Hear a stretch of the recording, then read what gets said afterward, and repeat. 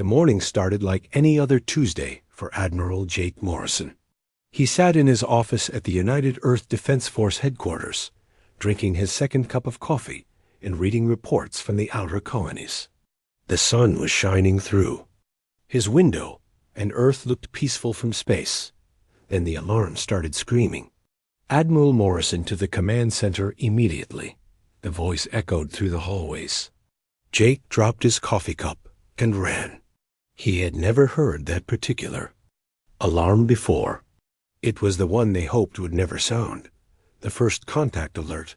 The command center was chaos. Officers ran between computer screens, their faces pale with worry. Captain Lisa Carter, the duty officer, met Jake at the door.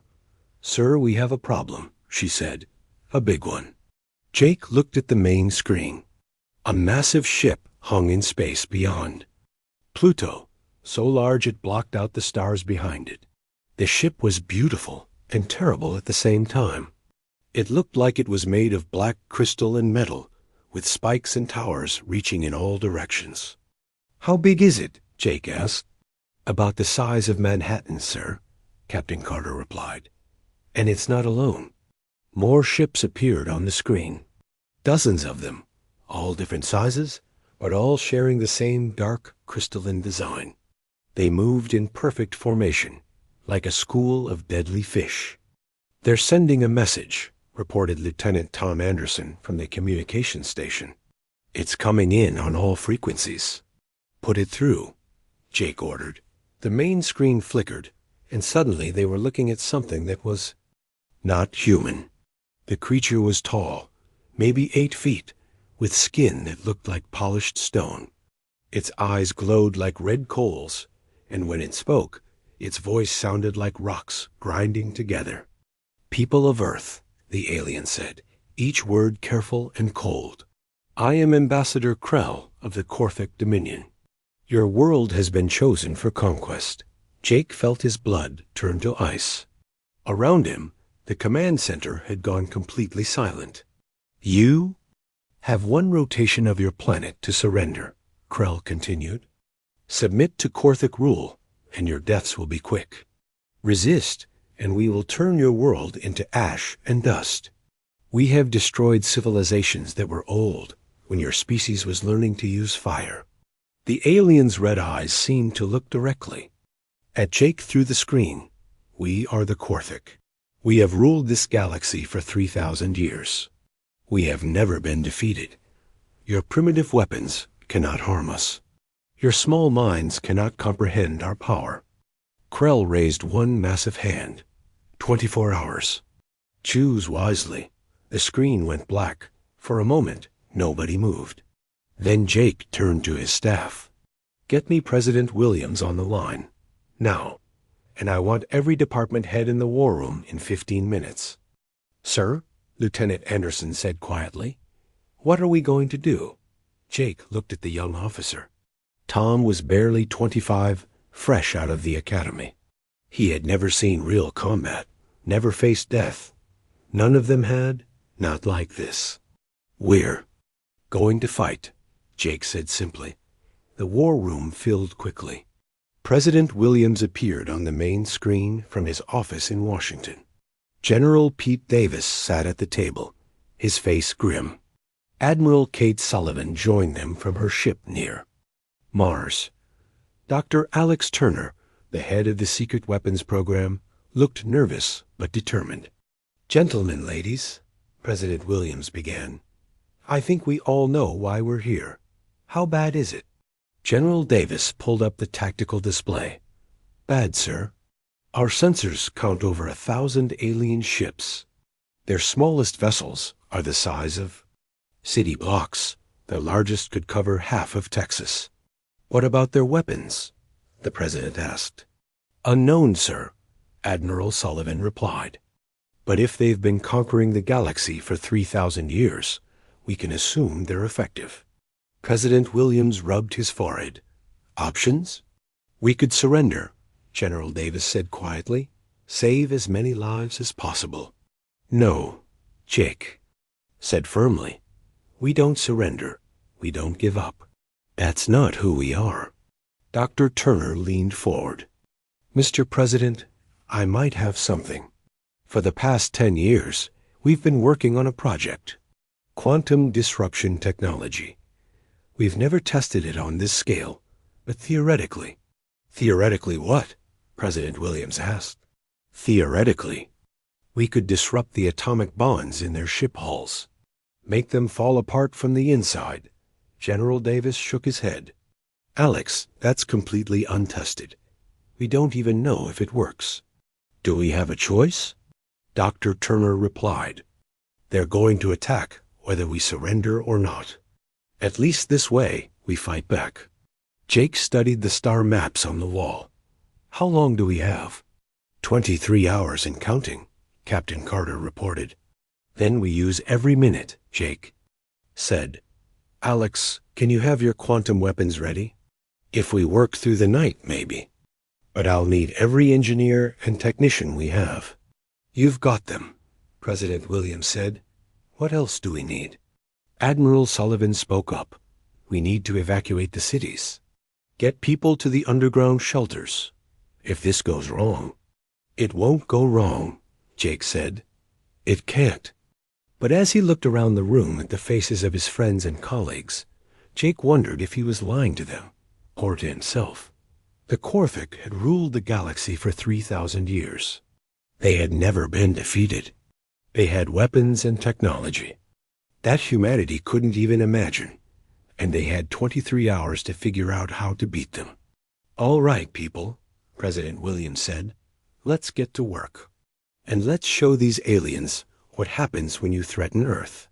The meeting broke up, everyone rushing to their tasks. Jake stayed behind, staring at the tactical display. One small blue planet against 1,000 alien warships. It should have been hopeless dot, but Jake Morrison had been a soldier for 30 years. He had learned that sometimes the impossible was just another word for difficult. And if there was one thing humans were good at, it was doing difficult things. He picked up his communication device and opened a channel to every Earth Defense Force ship in the solar system. This is Admiral Morrison, he said. In 23 hours, we're going to fight the biggest battle in human history. We're outnumbered, outgunned, and facing an enemy that has never lost a war. But we have something they don't have. He paused, thinking of his daughter back on Earth, of all the families who were counting on them. We have everything to lose. And that makes us dangerous. The countdown had begun. The Korthik fleet arrived at the edge of the solar system like a dark cloud blocking out the stars. Fleet Commander Thrachter stood on the bridge of his flagship, the World Breaker, watching the primitive planet grow larger on his screens. 3,000 years of conquest. He had never seen a species that could challenge the Korthik dominion. Sir, his tactical officer reported, we are detecting minimal defensive positions around the third planet. A few orbital stations, some small ships. Nothing that could threaten us. Thrachter nodded. It was always the same. The primitive species would build their tiny weapons and think they were safe. Then the Korthik would arrive, and the truth would become clear. There was no safety in the galaxy, except under Korthik rule. Begin the approach, he ordered. Standard formation. We will give them a demonstration of our power before we accept their surrender. But 20 million miles away, hidden in the asteroid belt, Captain Ray Davis was watching the alien fleet through his ship's sensors. The USS Defiant was small compared to the Korthik ships, but it was fast and quiet. More importantly, it was equipped with technology the aliens had never seen before. They're moving into position exactly as Dr. Turner predicted. Ray reported to the command center on Mars. Formation is tight, ships close together. They're not expecting any real resistance. Commander Beth Harper, monitoring the situation from the stealth ship Shadowhawk, checked her instruments one more time. Around them, hidden among the asteroids, were dozens of what looked like mining stations. To the Korthik scanners, they would. appear to be simple industrial facilities. The aliens would never guess that each one contained a quantum disruption cannon. "All stations report ready," Lieutenant Amy Foster transmitted from Mars Command. "Dr. Turner's people worked miracles. Every weapon is online and targeted." The plan was simple but dangerous. The Korthik would enter the solar system expecting easy victory. They would move past the asteroid belt, dismissing the mining stations as harmless. Then, when they were committed to their attack run on Earth, the trap would spring. Dr. Alex Turner watched from his laboratory deep under the surface of Mars. He had not slept in 36 hours, but his eyes were bright with nervous energy. Around him, banks of computers monitored the quantum weapons hidden throughout the asteroid belt. "Sir," his assistant, Dr. Jennifer Walsh, said quietly, "are you sure this will work?" Alex looked at the calculations on his screen. The quantum disruption theory was sound, but they had never tested it on anything larger than a small meteorite. The Korthik ships were massive, their hulls made of materials that Earth science barely understood. "It has to work," he said. "It's the only chance we have." On Earth, the evacuation was almost complete. In the great cities, the streets were empty except for the occasional patrol. Millions of people waited in underground shelters, listening to the radio reports and praying for good news. Colonel Dan Mitchell stood on the roof of the Pentagon, watching the sky. His Special Forces team was one of the few military units that had not been evacuated. They would stay on the surface no matter what happened, ready to fight if the aliens made it past the fleet. "Sir," Sergeant Lucy Rogers said, joining him on the roof, "the President wants to speak with you." Dan nodded and activated his communication device.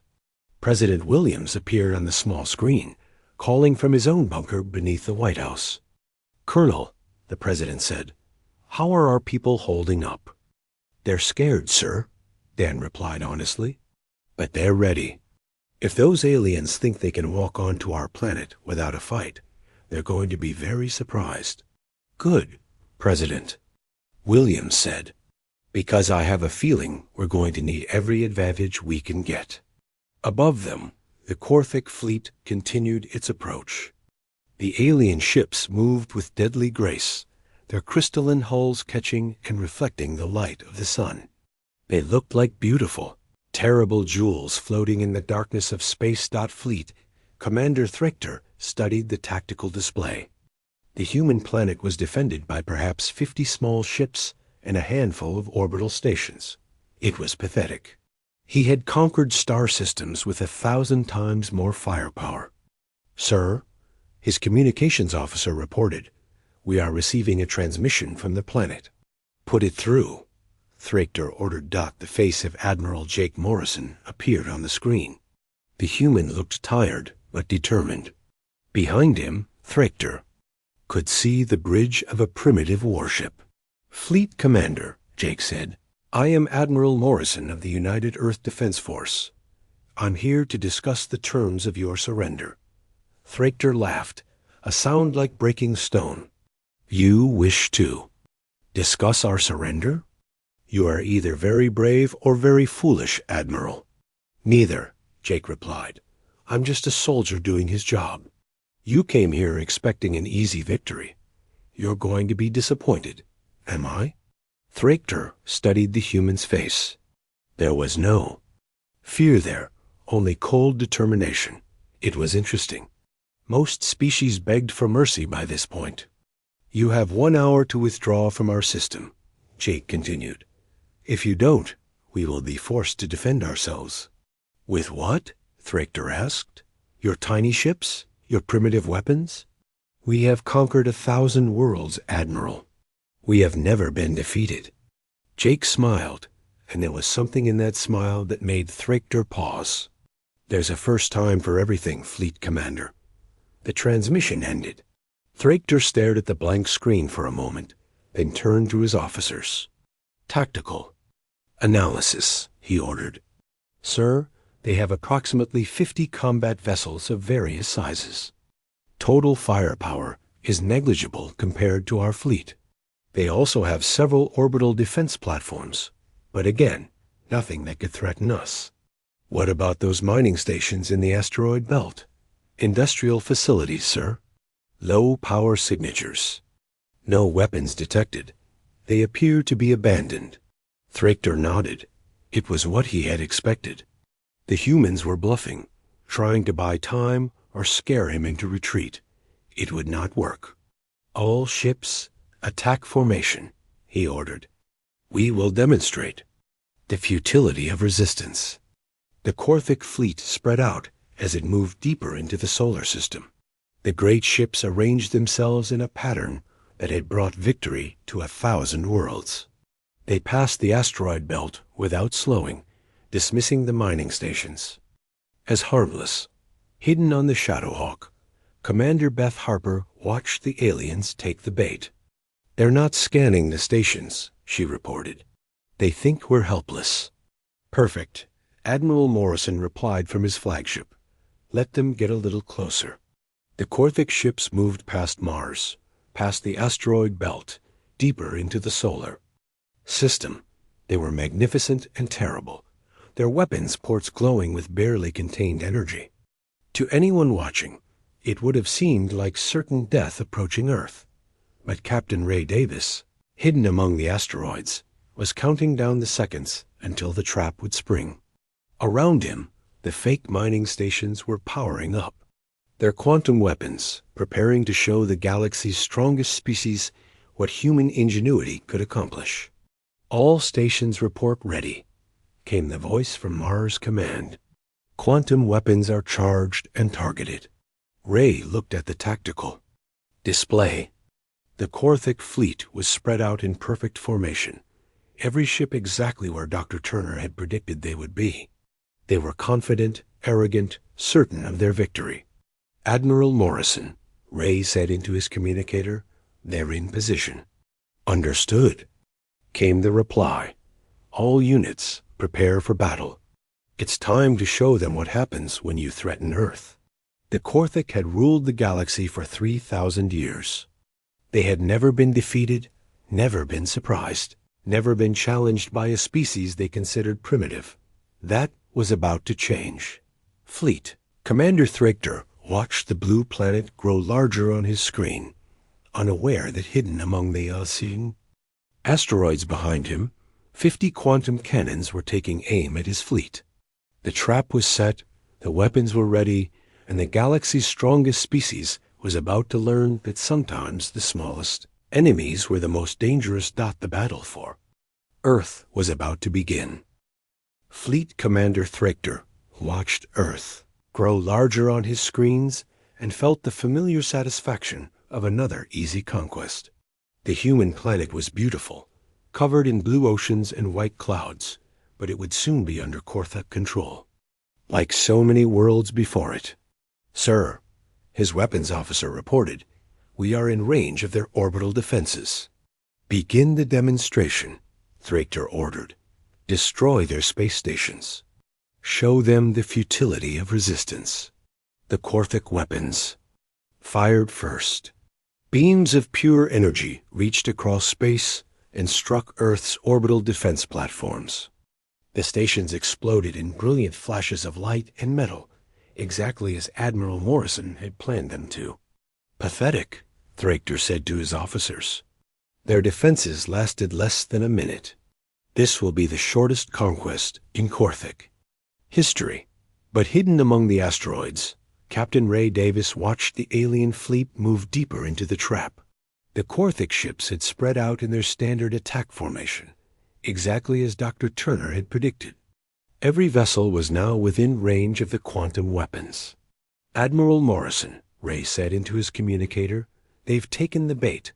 All ships are in position. Understood, came the reply from the flagship. All stations. This is Admiral Morrison. Execute Operation Surprise. Show them what humans can do. Ray smiled grimly and activated the quantum cannons.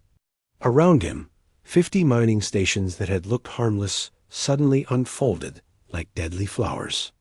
Hidden weapon systems emerged, from what had appeared to be simple industrial equipment. The trap was about to spring. The first quantum beam struck the Korthik destroyer stone. Fist, the alien ship's crystalline hull began to crack and shatter as the weapon disrupted the atomic bonds holding it together. Alarms screamed throughout the vessel as systems failed, and the crew fought to understand what was happening. "What is this?" Thrachter roared as more of his ships came under attack. "Where are these weapons coming from?" "Sir," his tactical officer said, panic in his voice, "the mining stations in the asteroid belt." "They're not mining stations at all. They're weapon platforms." Thrachter watched in shock as his fleet began to take damage. The quantum weapons were unlike anything the Korthik had ever faced. Their shields, designed to stop energy weapons and projectiles, were useless against beams that attacked matter itself. "Return fire," he ordered. "Destroy those stations." The Korthik fleet turned their weapons on the asteroid belt, but the human gun platforms were small, fast, and well hidden among the rocks. For every station they destroyed, two more seemed to appear from nowhere. Admiral Morrison watched the battle from the bridge of his flagship, the USS Vigilant. The quantum weapons were working better than anyone had dared hope. The alien ships, so beautiful and terrible, were beginning to crack apart like broken glass. "Direct hit on their flagship," reported Lieutenant Tom Anderson. "Their shields are down by 60%. "Sir," Commander Jenny Walsh said from the fighter control station, "the aliens are adapting. They're spreading out their formation, trying to minimize damage." Morrison nodded. He had expected this. The Korthik were the galaxy's dominant species for a reason. They would not be defeated easily. "All fighter squadrons launch," he ordered. Time for Phase 2. Commander Beth Harper led the first wave of fighters from her carrier, the USS Thunderstorm. Her squadron of 12 ships dove toward the alien fleet, their quantum torpedoes ready to fire.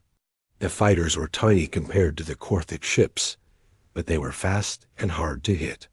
"Remember," she told her pilots, "aim for their command sections. Dr. Turner says that's where their control systems are most vulnerable." The fighters swept in like angry hornets, firing their quantum torpedoes at point-blank range. The weapons tore through the alien hulls, causing cascade failures throughout the enemy ships. But the Korthik were not helpless. Their point defense systems began to track the human fighters, and the space around the fleet filled with deadly energy bolts. "We're losing fighters," Harper reported as 2 of her pilots were shot down. "But we're doing damage. The aliens are definitely hurt." On the surface of Earth, Colonel Dan Mitchell watched the battle through his binoculars. The fight was too far away to see clearly, but he could make out the flashes of weapons fire and the occasional explosion when a ship was destroyed. "Sir," Sergeant Lucy Rogers said, "we're getting reports from the fleet. The quantum weapons are working. We're actually hurting them." Dan nodded, but his expression remained grim. "It's not over yet. The Korthik didn't conquer the galaxy by giving up after the first setback." He was right. Fleet Commander Thrachter was already adapting to the human tactics. The Korthik ships began to move in unpredictable patterns, making it harder for the Korthi quantum weapons to lock onto them. Their return fire became more accurate as they learned to track the human fighters. "Sir," the tactical officer reported, "we've lost 37 ships, but we're still operational. The humans cannot maintain this rate of fire indefinitely." Thrachter studied the battle display. The quantum weapons were powerful, but they seemed to have limited range and required time to recharge between shots. If he could get his fleet close enough to the human positions, the superior firepower of the Korthik would win the day. "All ships advance," he ordered. "Close-range combat. Show these mammals what 3,000 years of conquest has taught us." The alien fleet surged forward, their weapons blazing. The space around Earth became a deadly light show as energy beams and quantum torpedoes crossed paths. Ships on both sides exploded in brilliant flashes, but the Korthik were slowly gaining the upper hand through sheer numbers. Captain Ray Davis watched his quantum cannon overheat after firing continuously for 20 minutes. Around him, other weapons platforms were going offline as their systems couldn't handle the strain of sustained combat. "Admiral Morrison," he reported, "we're losing power. The quantum weapons are burning out faster than expected." "Understood?" Morrison replied. "All stations fall back to secondary positions. We've bloodied them, but this fight is far from over." Dr. Alex Turner watched the battle from his laboratory on Mars, his hands shaking as he monitored the quantum weapon systems. The weapons were working, but they were also failing. The technology was too new, too untested for extended combat. "Sir," Dr. Jennifer Walsh said, "the quantum resonance is becoming unstable. If we push the weapons much harder, they might explode." Alex stared at the readouts. They had hurt the Korthik fleet badly, destroying nearly a third of their ships. But the aliens were adapting, learning, fighting back with the skill of a species that had conquered the galaxy. "Send a message to Admiral Morrison," he said. "Tell him we need to move to the next phase of the plan. The quantum weapons won't last much longer." On the bridge of the Vigilant, Admiral Morrison received the message and nodded grimly. The first phase of the battle had gone better than expected, but the real test was still to come. The Korthik fleet was hurt, but not defeated, and they were learning to counter human tactics. "All ships," he broadcast to the fleet, "prepare for close combat. We've shown them we can fight. Now we show them we can win."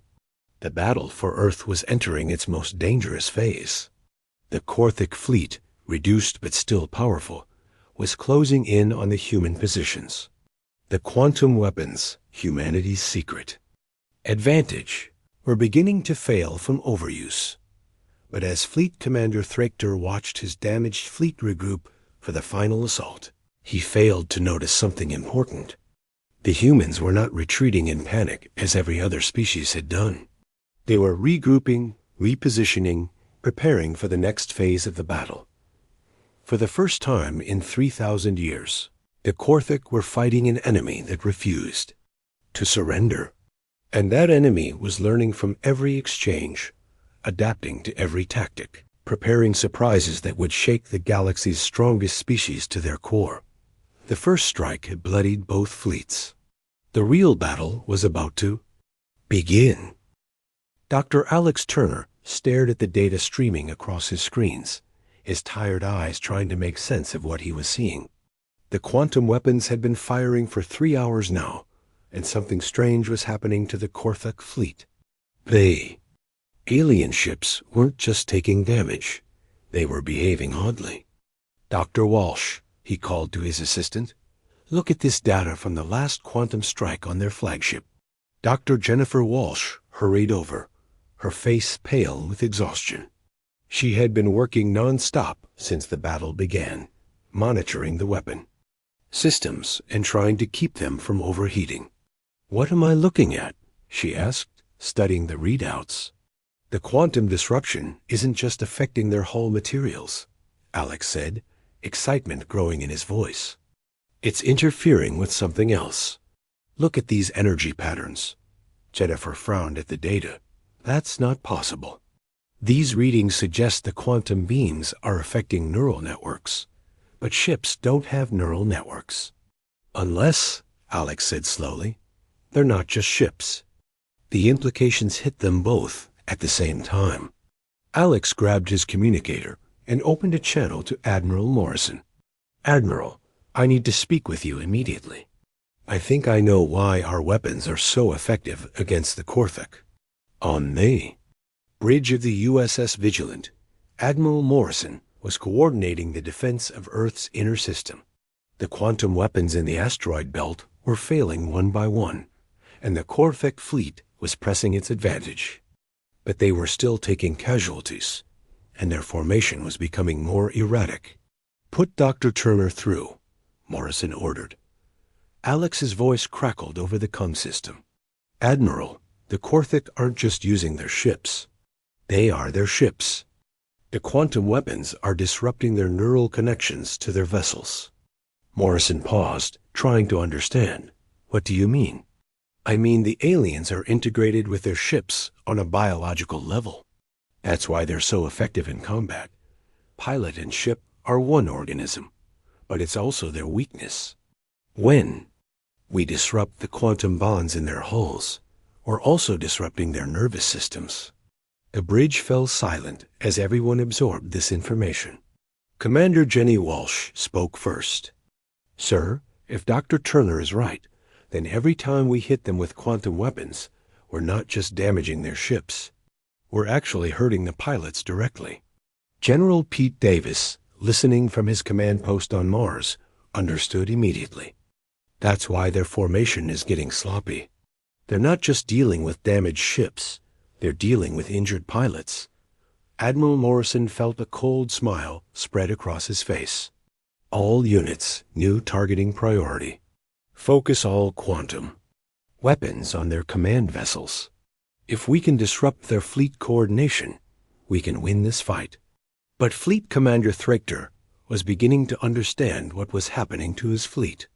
The pain was getting worse with each quantum strike, a burning sensation that felt like his very soul was being torn apart. Around him, his bridge crew was struggling to maintain their connections to the ship's systems. "Sir," his tactical officer said, his voice weak with strain, "the quantum weapons are somehow interfering with our neural links. Several ship commanders have lost consciousness." Thrachter forced himself to focus despite the pain. In 3,000 years of conquest, the Korthik had never faced an enemy that could attack the sacred bond between pilot and ship. It was impossible. No species had ever developed such technology. "How many ships have we lost?" he asked. 43 destroyed, sir. But 17 more are drifting. Their commanders are unconscious or unable to maintain neural link." Thrachter felt something he had never experienced before: doubt. The humans were not fighting like any species the Korthik had ever encountered. They were not trying to match the Korthik's superior firepower. Instead, they were exploiting a weakness that no one had ever discovered. "Sir," the communications officer said, "we're receiving a transmission from the human fleet." "Put it through," Thrachter ordered. Admiral Morrison's face appeared on the screen. The human looked tired but determined, and there was something in his eyes that made Thrachter uncomfortable. "Fleet Commander," Morrison said, "I'm going to give you one last chance to withdraw from our system." "You think you have one?" Thrachter asked. "We still have over 600 ships. You have less than 50. "Numbers don't always tell the whole story," Morrison replied. "Your ships are powerful, but they're not invincible. And more importantly, we know your weakness now." Thrachter felt his anger rising. "You know nothing about the Korthik." "I know that you're connected to your ships," Morrison said calmly. "I know that when we damage your hulls with quantum weapons, we're also damaging you. And I know that you're in pain right now." The human was right, and Thrachter hated him for it. The quantum weapons were like nothing the Korthik had ever faced. They attacked the very foundation of Korthak superiority, the neural bond that made pilot and ship into one perfect weapon. "You will not defeat us," Thrachter said. "We are the Korthik. We have conquered the galaxy." "You conquered species that were afraid of you," Morrison replied. "But we're not afraid. We're angry. And angry humans are the most dangerous creatures in the galaxy." The transmission ended, leaving Thrachter alone with his pain and his doubts. Around him, his fleet was struggling to maintain formation, as more and more ship commanders lost their neural connections. On Earth, Colonel Dan Mitchell received the new intelligence with grim satisfaction. His Special Forces team had been preparing for a ground invasion, but if the quantum weapons could disrupt the aliens' ability to control their ships, The battle might not reach the surface. Sir, Sergeant Lucy Rogers said, the fleet reports that the alien formation is breaking up. Several of their ships are drifting without power. Dan nodded. But don't celebrate yet. Wounded animals are often the most dangerous. He was right to be cautious. Fleet Commander Thrachter was making a desperate decision. If the humans could disrupt the neural link between ship and pilot, then the Korthik would have to adapt. It would be painful, perhaps fatal to some, but there was no choice. All ships, he broadcast to his fleet, Emergency Protocol 7, sever neural connections and switch to manual control. The order sent shock waves through the Korthik fleet. Protocol 7 had never been used in combat. It meant cutting the sacred bond between pilot and ship, reducing the magnificent Korthik vessels to simple machines operated by conventional controls. But it also meant that the quantum weapons would no longer be able to hurt the pilots directly. The Korthik would lose their greatest advantage, but they would also eliminate their greatest weakness. Throughout the fleet, alien commanders began the painful process of disconnecting from their ships. Some did not survive the separation. Others lost consciousness from the trauma. But those who remained were now immune to the quantum weapon's most devastating effect. Dr. Alex Turner watched his instruments in confusion as the quantum weapons suddenly became less effective. The alien ships were still taking damage, but they were no longer showing the cascade failures that had been destroying them. They've adapted, he said to Dr. Walsh. Somehow, they've found a way to counter our advantage. What do we do now? She asked. Alex looked at the tactical display, where the remaining Korthik ships were beginning to regroup. They were no longer the perfect fighting machines they had been, but they were still dangerous. And now they were angry. We pray that Admiral Morrison has another plan, he said, because the real battle is just beginning. Fleet Commander Thrachter, operating his ship through conventional controls for the first time in decades, felt clumsy and disconnected. But he also felt something else, a burning desire for revenge against the species that had forced him to sever his sacred bond with his vessel. All ships attack formation, he ordered. No more caution. No more restraint. We will show these humans what happens when they anger the Korthik. A battle for Earth was about to enter its most desperate phase. The humans had discovered and exploited the aliens' greatest weakness, but the Korthik had adapted. Now it would be a test of pure determination, the galaxy's strongest species against the species that refused to surrender. And in the depths of space, both fleets prepared for the fight that would determine the fate of Earth and the future of the galaxy. Fleet Commander Thrachter stared at the tactical display with growing fury. His fleet had been reduced to 400 ships, and many of those were damaged. The humans had done something impossible. They had found a way to hurt the Korthik, where they had never been hurt before. The Thrachter was not finished. If he could not conquer Earth, he would make sure it could never threaten the Korthik again. The plan was simple and brutal. Ram the human planet's moon with his remaining ships. The resulting debris would bombard Earth for decades, making it uninhabitable. All ships, he broadcast to his fleet. New target, the satellite orbiting the human world. We will turn it into a weapon against them. On the bridge of the USS Vigilant, Admiral Morrison watched in horror as the alien fleet changed course toward the moon. The implications were clear. If the Korthik could shatter the moon, the debris would rain down on Earth like 1,000,000 meteorites. Sir, Lieutenant Tom Anderson reported, the aliens are moving toward the moon. If they impact it at full speed, Earth becomes uninhabitable, Morrison finished. How long do we have? 18 minutes until they reach the moon's gravity well, Commander Jenny Walsh replied. Once they're committed to that course, we won't be able to stop them. Morrison opened a channel to the entire human fleet. All ships, emergency intercept. We cannot let them reach the moon. Everything we have, everything we are, depends on stopping them in the next 18 minutes. Captain Ray Davis heard the order from his damaged ship in the asteroid belt. The USS Defiant had taken heavy damage during the battle, but its engines still worked. Ray looked at his crew, young men and women who had signed up to explore the stars, not to die defending their homeworld. Sir, his weapons officer, Lieutenant Mike Thompson, said quietly, "Our quantum weapons are completely burned out. We have conventional missiles, but they won't do much damage to those alien ships." Ray studied the tactical display. The Korthik fleet was moving in a tight formation, their ships clustered together as they headed for the moon.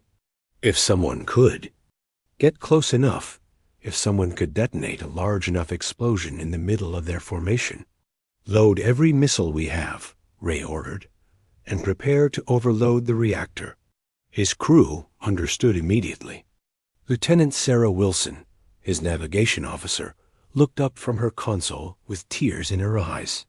"Sir, that's a suicide run." "Yes, it is," Ray said calmly.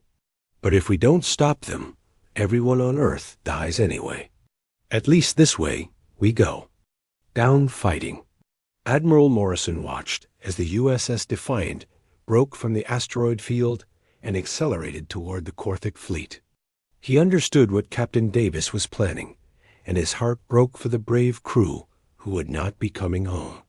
"Sir," Commander Walsh said, "Captain Davis is requesting that all ships converge on his position. He's going to try to break up their formation." Morrison nodded. "All ships support the Defiant. Give Captain Davis the opening he needs." Admiral Kate Sullivan, commanding the reserve fleet from Mars, led every available ship in a desperate charge toward the alien formation. Her flagship, the USS Liberty, was old and slow, but she pushed its engines beyond their safe limits. "This is for Earth," she broadcast to her crew. "This is for everyone we've ever loved." The two fleets collided in the space between Earth and its moon. Human ships, outnumbered and outgunned, threw themselves at the alien formation with reckless courage.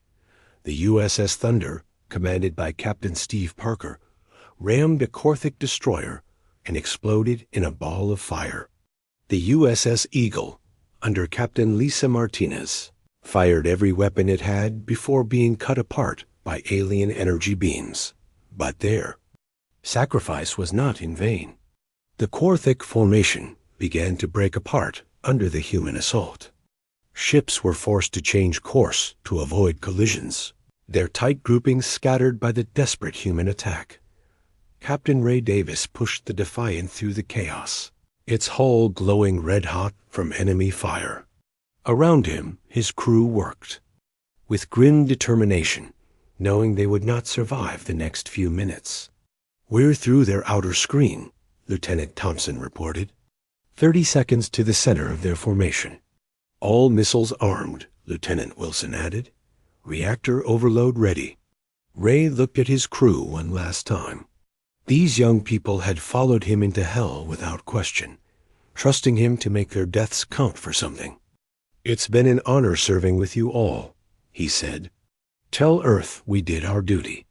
The USS Defiant plunged into the heart of the Korthik formation and exploded. The overloaded reactor created a miniature star, its energy tearing through the alien. Ships like paper. The explosion triggered a chain reaction as damaged Korthik vessels lost containment on their own power systems. Fleet. Commander Thrachter watched in shock as 30 of his ships were destroyed in a single moment. The human captain had sacrificed his own life to stop the attack on the moon, and his sacrifice had cost the Korthik dearly. "Sir," his tactical officer reported, "we've lost too many ships. We cannot maintain course for the satellite. The remaining ships are too scattered." Thrachter felt something break inside him. For 3,000 years, the Korthik had been invincible. They had conquered the galaxy through superior technology and ruthless tactics. But they had never faced an enemy like humanity, a species that would sacrifice everything rather than surrender. "Sir," the communications officer said, "we're receiving another transmission from the human fleet." Admiral Morrison appeared on the screen. His ship was damaged, his uniform torn, but his eyes were steel. "Fleet Commander," Morrison said, "your attack has failed. You've lost over half your fleet. It's time to end this. You think you have won?" Thraker asked, though his voice lacked its earlier confidence. "I think you've learned something today," Morrison replied. "You've learned that there are some species in this galaxy that you cannot conquer, some worlds that you cannot take, some peoples who will never surrender." Thraker looked around his damaged bridge. His crew was exhausted, many of them injured from the severed neural connections. His fleet was in ruins, and for the first time in his long life, he felt doubt about the Korthik's destiny as rulers of the galaxy. "This is not over," he said, but the words sounded hollow even to him. "Yes, it is," Morrison said firmly. "You can withdraw now with what's left of your fleet, or we can continue this fight until every ship is destroyed. But either way, you're not taking Earth." On the surface of the planet, Colonel Dan Mitchell watched the last of the alien ships retreating toward the edge of the solar system. The Korthik fleet, once over 1,000 strong, had been reduced to fewer than 200 vessels. They were leaving defeated for the first time in their long history. "Sir," Sergeant Lucy Rogers said, "we're getting reports from all over the world. People are coming out of the shelters. They know we won." Dan nodded, but his expression remained somber. The victory had cost them dearly. Good people had died today, brave men and women who had given their lives to protect their homeworld. "Send a message to all units," he said. "The battle is over. Earth is safe." Dr. Alex Turner emerged from his laboratory on Mars to find the base celebrating. The quantum weapons had worked, but it was human courage that had won the day. The willingness to sacrifice everything for the people they loved. Dr. Turner, his assistant Jennifer Walsh, said, "You did it. Your weapons saved Earth." Alex shook his head. "The weapons helped, but it was people like Captain Davis who saved us. Technology is just a tool. Courage is what makes the difference." 6 months later, Admiral Morrison stood before the United Nations General Assembly, reading from a document that would change the galaxy forever. Ships from a dozen different star systems were in orbit around Earth, former Korthak subjects who had heard about humanity's victory and come seeking alliance. "We, the species of Earth," Morrison read, "hereby establish the Galactic Defense Alliance. We pledge to defend any world that asks for our protection, and to ensure that no species ever again suffers under the tyranny of conquest." Ambassador Krell of the Vorthen, a species that had been enslaved by the Korthik for centuries, stepped forward.